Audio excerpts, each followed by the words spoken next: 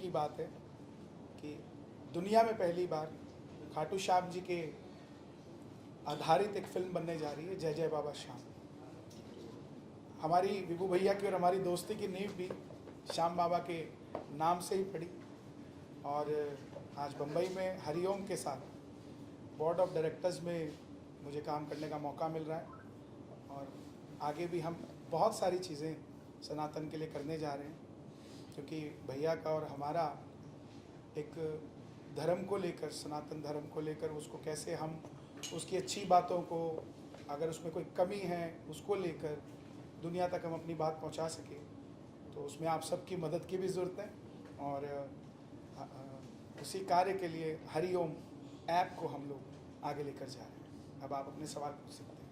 Sir, सबसे पहले तो हरिओम के साथ जुड़ के कैसा लग रहा है और ये एसोसिएशन बना कैसे, उसके बारे में अगर थोड़ा सा हमारी ऑडियंस को बताएं। देखिए, जिस काम में ही हरि का नाम हो तो उसमें सारी दुनिया जुड़ जाती है। और ये एसोसिएशन हरि विभू भैया ने मुझे संपर्क किया कि ऐसे ऐसे हम श्याम बाबा के लिए फ़िल्म बनाना चाहते हैं, आप हमारी ऐप देखिए एक बार।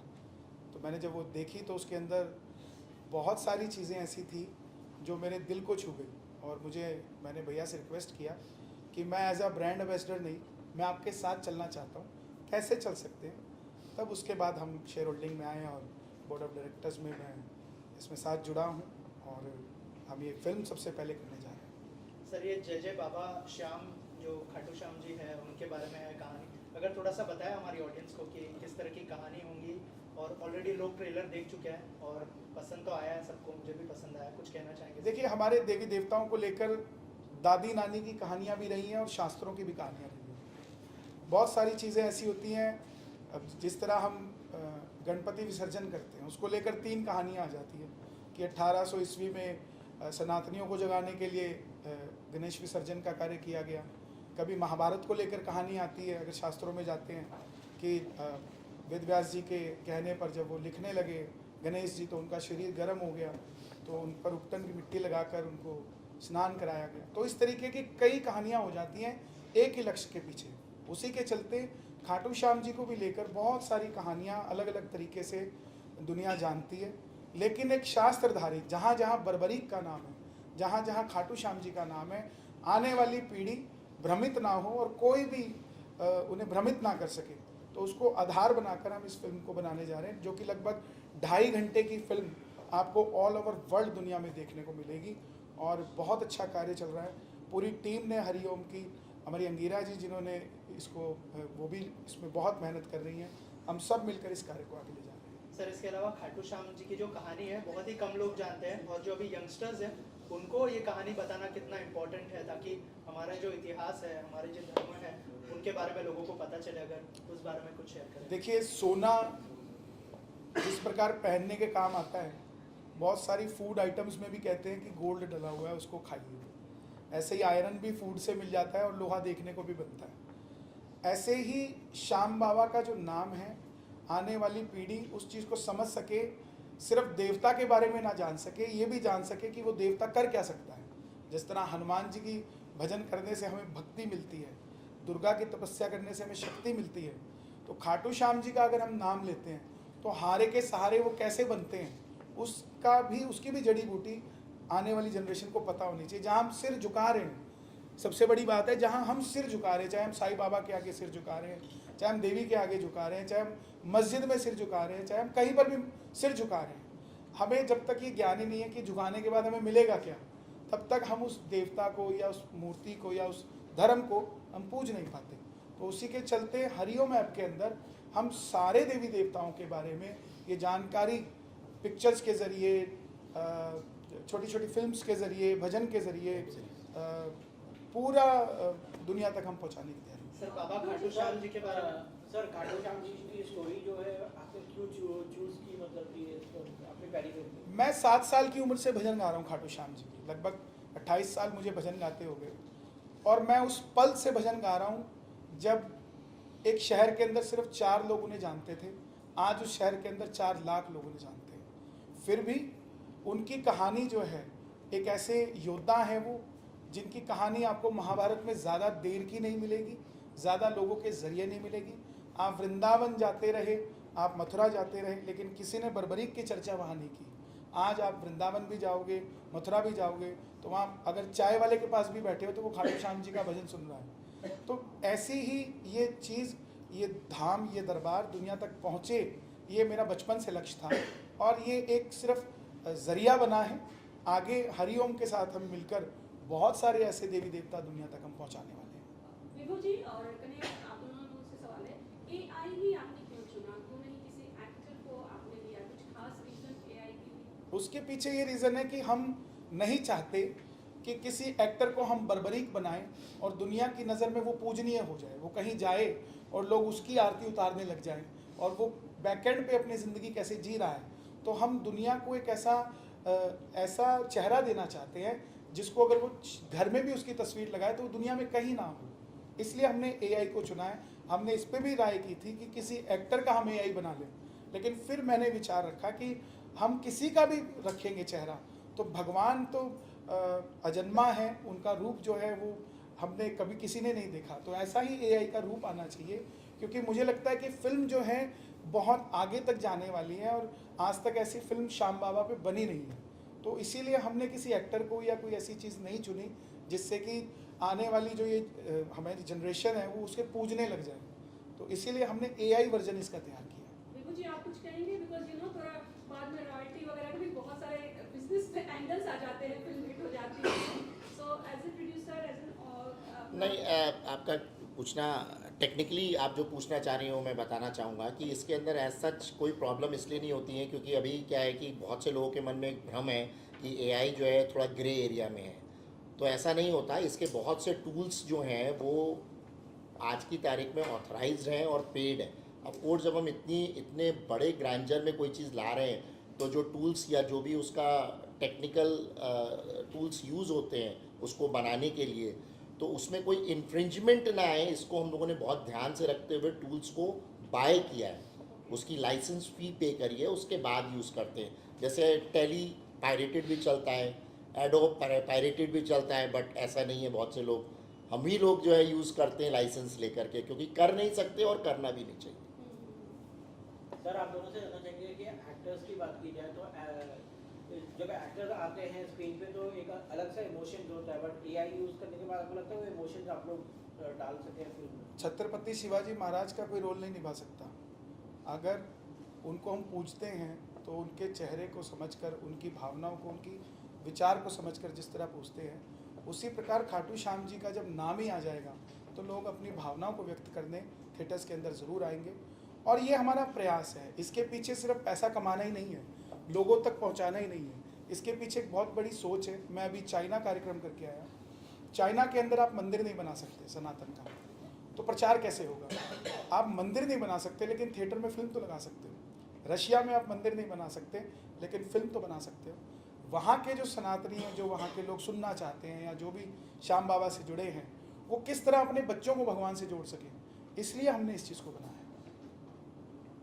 सर, ऐसा कहा जाता है कि खाटू श्याम जी के दरबार में अगर कोई जाता है तो जो हार गया होता है वो जाता है और मतलब उनको एक इंस्पिरेशन मिलता है उनसे। अगर उस बारे में कुछ शेयर करें। देखिए, हम जब भोलेनाथ के मंदिर पे जाते हैं तो बाहर ओम नमः शिवाय लिखा होता है, हनुमान जी के जाते हैं तो जय श्री राम लिखा होता है। दुनिया में सिर्फ एकमात्र दरवाज़ा ऐसा है जिसके आगे लिखा है हारे का सहारा बाबा श्याम हमारा, जिसमें अपनापन अपने आप महसूस हो जाता है। वहाँ मांगने की ज़रूरत नहीं पड़ रही है। वो दरबार अपने आप कह रहा है कि तुम अगर हारे हो तो मेरे पास आ जाओ, मैं तुम्हारा काम कर दूंगा। और ये सिर्फ मेरा ही कहना नहीं है। जिस दरबार में सन 2000 में कुछ हज़ार लोग बम्बई से सिर्फ जाते थे, आज लाखों लोग उस दरबार में जा रहे हैं। तो प्रत्यक्ष को प्रमाण की ज़रूरत नहीं होती। किसी को कोई चीज़ स्वाद लगती है ना एक दुकान की, तो बार बार उस दुकान पे जाकर उस चीज़ को खाता है। किसी को कहने की ज़रूरत नहीं होती कि वो अच्छा है कि बुरा है। ऐसे ही जिस दरबार में लोगों को कुछ मिल रहा है तो उसी को लेकर हम लोग ये फिल्म बना रहे हैं कि लोग और जागृत हों लोगों की। क्योंकि सबसे बड़ी बात है सत्य के साथ जोड़ना। कोई जो हमारा जनरेशन आने वाले लोग हैं या आज के लोग हैं, वो चमत्कार से एक तरफ आकर उसको स्वीकार करें जो सत्य है, जो कहता है कि मुझे पूजो, उसके बाद देखो क्या होता है। बिल्कुल सर, आपके एसोसिएशन के बारे में अगर कुछ बताया आप। बिल्कुल सर, आपके एसोसिएशन के बारे में अगर कुछ शेयर करें कन्हैया सर के साथ। कन्हैया सर से मुलाकात जो है वो बहुत मुश्किल थी तो कई बार चर्चा चली मिलना है और मुलाकात दुबई में जाके हुई। तो सब भैया का कुछ प्रोग्राम भी था वहाँ पर, तो आए थे और हमने उनको फ़ोन पे डिस्कशन किया। उस बीच में उन्होंने हमारे ऐप को देखा। ऐप अगर आप लोग भी देखिए तो बहुत ही अलग तरीके का, वर्ल्ड का पहला ये एप्लीकेशन है जो अभी तक कहीं बना ही नहीं है। केवल फोकस्ड ऐप है जिसके अंदर हम लोग डिवोशनल स्पिरिचुअल कंटेंट को ही हम लोगों ने सिर्फ फोकस करके डाला हुआ है और इसके अंदर पौराणिक कथाओं को हम लोग कहने चाहते हैं। तो जब इन्होंने देखा तो इन्होंने कहा भैया आपने जो चीज़ें बनाई हैं ना, ये काफ़ी चीज़ें आप इसको नहीं बना पा रहे। और जब ये बैठे हमारे साथ तो मैं इनका भक्त हो गया। मैंने कहा भैया आप प्लीज़ मेरे साथ आ जाओ, क्योंकि उन्होंने कहा मेरे पास समय नहीं है और मैं सिर्फ आपको राय दे दूंगा, आप कभी भी मुझे फ़ोन करो, मेरा नंबर नोट कर लो। बट उन्होंने जब नंबर लिया और बात हुई उसके बाद मैंने कई बार रिक्वेस्ट करी। मैंने कहा भैया आप हमारे साथ जुड़िए, वरना हम ये चला नहीं सकते। हम ड्राइवर सीट पे हमको रास्ता आप ही को दिखाना पड़ेगा, भले कुछ भी हो, लेकिन हम चलाने में हम टेक्निकली आई एम स्ट्रॉन्ग कि हमें स्टोरी कैसे बनानी है। हमारी टीम है, जैसे अंगीरा जी हैं, अविनाश जी हैं, ये पूरी टीम को लेकर के चल सकते हैं, बना सकते हैं, क्रिएटिवली उसका एंगल दे सकते हैं। बट एक विज़न होता है, वो विज़न में इन्होंने कई ऐसी चीज़ें बताई जो हरिओम ऐप पे हम लोग नहीं कर रहे थे। तो मैंने रिक्वेस्ट करी, भैया से मुलाकात हुई, कई बार कहा मैंने, उनको भी लगा कि ऐसी चीज़ को ज़रूर लाना चाहिए हमारे भारत में। आज की तारीख में जो जेनजी हैं वो इसमें जुड़ें, तो इसीलिए कंपनी का भी नाम भारत नेक्स्ट जेन रखा गया। जो नेक्स्ट जनरेशन आ रही है और भारत पे जो हमारा जो संस्कृति है उस पे हम लोग चीज़ों को कहें। ऐसा नहीं है सिर्फ पौराणिक कथाएँ कही जाएँ, उस पर आगे भी कई विजन्स हैं और कई चीज़ें हैं भैया की जो इन्होंने मुझे बताई। बल्कि आज मॉर्निंग में ही हम लोग ब्रेकफास्ट करते करते एक स्टोरी भैया ने बताई जिसको हम लोगों ने शेयर किया और मेरे आँख में आंसू आ गए। इतनी इमोशनल, मतलब जैसे जय संतोषी माँ है तो जय संतोषी माँ में देवी मैया प्रकट होती हैं, संतोषी माँ प्रकट होती हैं, लेकिन जो कष्ट होते हैं लोगों के, जो हम लोग के जीवन में भी, हर एक के जीवन में कष्ट है, चाहे कोई इंसान हो, तो वो कष्ट जो होते हैं वो उसके ऊपर एक हम लोगों ने उसको समझा कि वो दर्द अभी तक किसी का उठाया नहीं गया है। तो मेरे दो सवाल हैं आप दोनों से। पहला कि जैसा कि आपने कहा कोई भी बाबा के दर्शन करने जाता है हारा हुआ व्यक्ति, उसे कुछ ना कुछ मिलता है। आपके जीवन में कोई ऐसा चमत्कार हुआ जो आप दर्शकों के साथ शेयर करना चाहेंगे? और दूसरा, आने वाले टाइम में क्या हम आप लोगों का कोलैबोरेशन किसी फिल्म के जरिए भी देखेंगे? सबसे पहली बात तो मैं यहाँ बैठा हूँ, ये चमत्कार से कम नहीं है। आप सब बैठे हैं सामने, ये चमत्कार से कम नहीं है।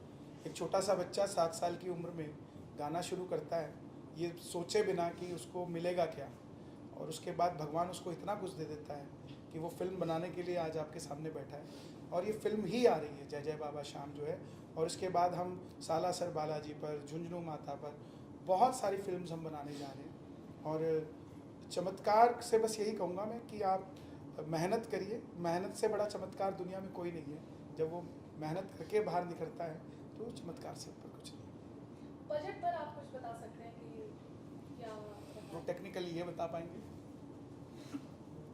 इस पर कोई अभी हम लोग चर्चा ना करें ज़्यादा बेहतर है, लेकिन क्योंकि एआई पे लाइसेंस कंटेंट बन रहा है तो ऑफ कोर्स इसमें म्यूज़िक डबिंग, क्योंकि अभी इसमें आगे भी सोचा जा रहा है कि इसमें डबिंग हम कुछ नोन एक्टर्स से करवाएं जो थिएटर में जब दिखे और तो एक अलग ग्रैंडियर निकल के आए। तो अभी उसकी कॉस्टिंग वर्किंग चल रही है, बट हम लोग अभी कंटिन्यूसली एक ब्रेकअप, आपका भी ये कहना होगा आपने पिक्चर स्टार्ट कर दी, बट आपका एक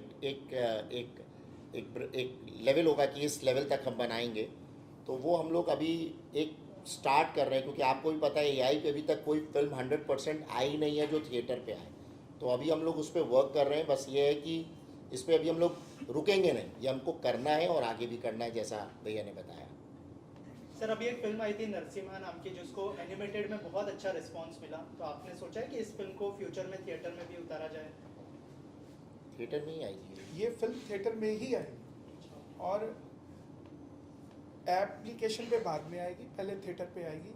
और लगभग ऑल ओवर वर्ल्ड आएगी एक साथ। और हमारे पास इतना ज़बरदस्त रिस्पांस आ रहा है कि जो समितियां कार्यक्रम करवाती थी वो कह रहे हैं कि आप थिएटर में अगर फिल्म लगाएंगे तो हम कार्यक्रम की जगह वो पैसा मूवीज़ दिखाने में अपने लोगों को लगाएंगे।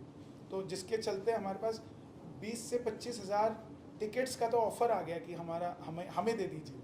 तो ये थिएटर्स में ही आएगी और थिएटर के लिए ही हम बना रहे हैं। Thank you sir. Thank you.